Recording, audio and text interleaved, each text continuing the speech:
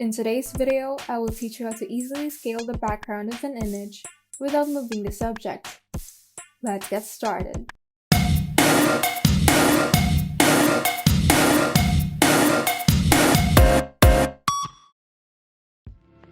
First, open the canvas that you would like to put your image on. Now, make sure to select the resolution that you would like your edited image to have. In this tutorial, I will be using a 1x1 canvas. Now, open the image that you would like to scale and drag it to your canvas. As you can see, if we simply resize the image using the transform tool, the subject will look stretched out.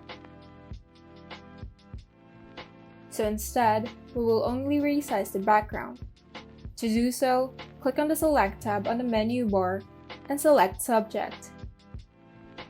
Once your subject is selected, go ahead and right-click on the selection and select Save Selection. You can now rename the selection to your preference, but once you're satisfied, you can now go ahead and click OK.